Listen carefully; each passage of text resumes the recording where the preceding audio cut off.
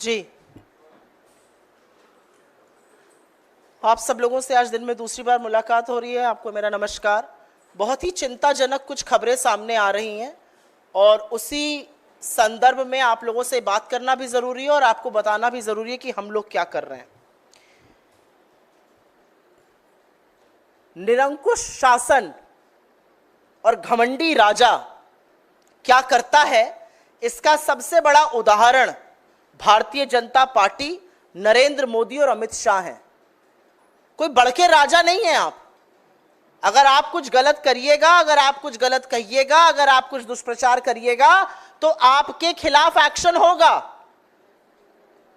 आप लगातार झूठ बोल रहे हैं कांग्रेस के मैनिफेस्टो पर। 48 पेज का मैनिफेस्टो, 15,329 शब्द, एक शब्द ऐसा नहीं जिसके बारे में आप झूठ बोल रहे हैं। और आपका कोई वीडियो जो तथाकथित रूप से आपके अनुसार कोई काट छाट के चला रहा है, उस पर आप लोगों की गिरफ्तारी कर रहे हैं। यह देश डरने वाला नहीं है, ना आपकी गीदड़ धमकियों से डरने वाला है। यह देश हिसाब लेगा और गिन गिन कर हिसाब लेगा। हर उस बेरोजगारी का हिसाब लेगा जो आपके चलते हुई है, उस कमर तोड़ महंगाई का हिसाब लेगा जिसमें एक रोटी कम खानी पड़ रही है क्योंकि आटे दही पर जीएसटी आपने लगा दिया। वो 50,000 बच्चों के पूरे पूरे परिवार हिसाब लेंगे जिनको सेंट्रल यूनिवर्सिटी से नाम कटाना पड़ा। वो बहती हुई लाशों के परिवार हिसाब लेंगे जिनको कोरोना काल में आपने तड़प तड़प के दम तोड़ने पर मजबूर किया। वो महिलाएं हिसाब लेंगी जिनके अपराधियों के साथ आप हमेशा खड़े होते हैं, चाहे वो कर्नाटका हो या गुजरात हो या उत्तर प्रदेश हो। वो किसान हिसाब लेंगे, जिन 700 किसानों की शहादत हुई उनके परिवार हिसाब लेंगे। वो लोग हिसाब लेंगे जिनको अन्नदाता अन्न पहुंचाता है थाली में। वो श्रमिक हिसाब लेंगे जिनको आपने हजारों मील पैदल चिलचिलाती धूप में फफोले और छाले लिए पैदल चलवाया। तो कोई डरने वाला आपसे नहीं है। असम की पुलिस कहीं गिरफ्तारी कर रही है, कहीं उत्तर प्रदेश की पुलिस गिरफ्तारी कर रही है। तमाशा क्या बना रखा है। और सूप तो सूप, बोले छलनी जिसमें 72 छेद। प्रधानमंत्री मंच से भाषण दे रहे हैं कि काट छाट करके वैमनस्यता फैलाई जा सकती है, ठीक नहीं है। जिस वैमनस्यता को फैलाकर वीडियो की काट छाट करके दुष्प्रचार और झूठ बोलकर ही आप प्रधानमंत्री बने हैं। आपने हजारों करोड़ रुपए एक आदमी के रेप्यूटेशन को खत्म करने में लगाए, उसके खिलाफ दुष्प्रचार करने में लगाए। आपके लोगों को महारत हासिल है लोगों के बयान काट देने की। और अगर आप निरंकुशता करिएगा तो एक्शन तो फिर इधर से भी लिया जाएगा। आपके कितने ही लोगों ने 72 घंटे पहले राहुल गांधी जी के वक्तव्य में से, जहां पर उन्होंने SC, ST, OBC, EWS और माइनॉरिटीज की बात करी है, उसमें से SC, ST, OBC, EWS काटा और अब उन सब लोगों के खिलाफ कार्रवाई होगी। और यही दिल्ली पुलिस जो बढ़ चढ़कर एक्शन कर रही है, उसके सामने हम सारे साक्ष्य, सारे तथ्य, सारे सबूत लेकर जाएंगे। उन प्लेटफॉर्म्स का मैनिपुलेटेड टैग भी लेकर जाएंगे जो इन आईडीज पर लगा है। और फिर देखते हैं कि अमित शाह की दिल्ली पुलिस सिर्फ अमित शाह के लिए जागेगी या वाकई में कानून का पालन कराएगी। और आपको क्या लगता है, आप शहर दर शहर FIR करिएगा और हम हाथ पर हाथ धरे बैठे रहेंगे? क्योंकि झूठ की फेक न्यूज फैक्ट्री तो आप हैं।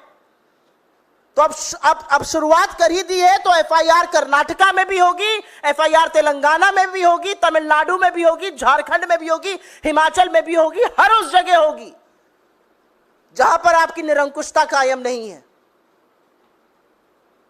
अगर कानून सम्मत कार्रवाई होनी है तो कानून सम्मत कार्रवाई कीजिए।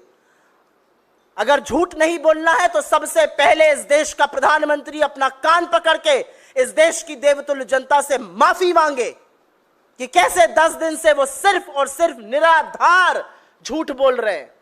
हमारे मैनिफेस्टो को लेकर झूठ बोलते हैं, छाप को लेकर झूठ बोलते हैं, एक औरत के सबसे कीमती आभूषण मंगलसूत्र को लेकर झूठ बोलते हैं, गरीबों की संपत्ति को लेकर झूठ बोलते हैं। वो झूठ आरक्षण पर भी बोलते हैं। असलियत यह है कि 2 चरण के मतदान के बाद इस देश ने मन बना लिया है विदाई करने का। यह साफ है। इस देश को समझ में आ गया है कि ये जो 400 पार का फर्जी नारा दिया गया था, ये संविधान को बदलने के लिए दिया गया था। और संविधान बदलने का मतलब है आरक्षण को समाप्त करना।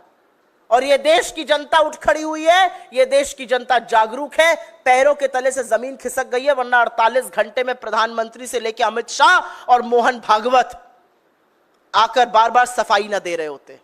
असलियत यह है कि आप आरक्षण के विरोध में हैं, आज से नहीं, इस देश की आजादी से। आपकी असलियत तो मेघवंशी जी बयां करते हैं अपनी किताब में, भंवर मेघवंशी जी, जो कहते हैं कि मैं दलित था और मेरा आरएसएस में किस तरह से मेरे साथ बर्ताव किया जाता था। आपकी असलियत यह बयां करता है कि आरएसएस का एक भी संचालक आज तक न दलित, न आदिवासी, न पिछड़े वर्ग से आया। एक ही समुदाय, एक ही जात के लोग ही बनते हैं। आपकी असलियत वहां बयां होती है जहां पर आपके कार्यकर्ता एक आदिवासी के सिर पर पेशाब करते हैं। आपकी असलियत वहां बयां होती है जहां पर आप दिखावे के लिए दलित के घर खाना पीना खाने जाते हैं और पहले से ही अपनी बोतल, अपना पानी, अपना बर्तन भेजते हैं, उस घर की शुद्धि कराते हैं। यह बयां करती है आपकी असलियत। तो अब आप एफआईआर खेलिएगा, आइए एफआईआर खेलते हैं। आपके हर झूठे बयान के खिलाफ एफआईआर होगी। आज इलेक्शन कमीशन में हमने फिर से अपनी बात दोहराई है कि झूठ बोलना का काम तो इस देश के प्रधानमंत्री नरेंद्र मोदी कर रहे हैं। मैं अंत में सिर्फ इतना कहूंगी कि कांग्रेस पार्टी किसी भी तरह का दुष्प्रचार नहीं करती है। हम कोई फेक न्यूज नहीं चलाते, हमें उसकी जरूरत ही नहीं है। आपका सच इतना सियाह है कि उसको दिखाकर ही काम बन जाता है।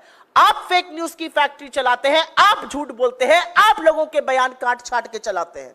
हमारे अध्यक्ष का बयान आपने सदन में काट कर चलाया, आप मेरे नेता के बयान कॉन्स्टेंटली काट के चलाते हैं, अभी भी काट के चलाया, और आप ये काम हमारे हर नेतृत्व के साथ करते हैं। तो मेरा अपना मानना है कि अमित शाह को अगर लगता है कि उनकी दलित विरोधी, आदिवासी विरोधी, पिछड़ा विरोधी सोच एफआईआर करके और लोगों को यहां वहां उठाने से चल जाएगी, तो जो आपके सारे चरण चुंबक बने हुए लोग हैं, आपकी पार्टी के कार्यकर्ता हो या आपके समर्थक हो, और ऐसे झूठे, ऐसे गंदी गलीच बात करने वाले लोग, महिलाओं के लिए ऐसे शब्द बोलने वाले लोग जिनको नरेंद्र मोदी जिनके पोस्ट और ट्वीट शेयर करते हैं, उन सबको सबक सिखाएंगे। अब हम ना हम धमकी देते हैं और ना हम फालतू की बातें करते हैं, हम सच के साथ चलते हैं। लेकिन अगर सच आपका सिया है तो यह हमारा सिरदर्द नहीं है, सिरदर्द आपका है। बहुत धन्यवाद आप लोगों का।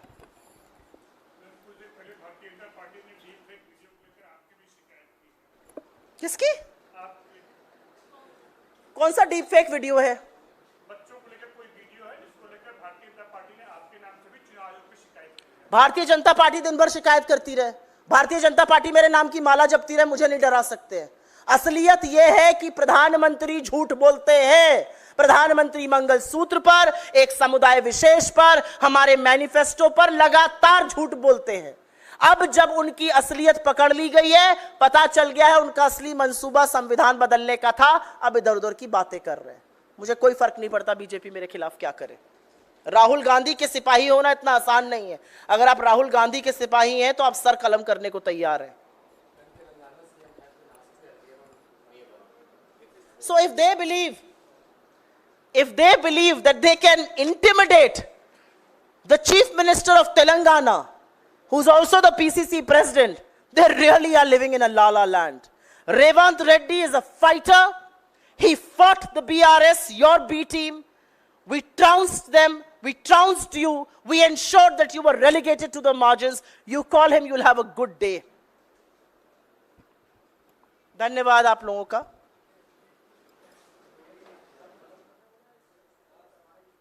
हम सर अपना कलम करने को तैयार हैं, खुद का सर।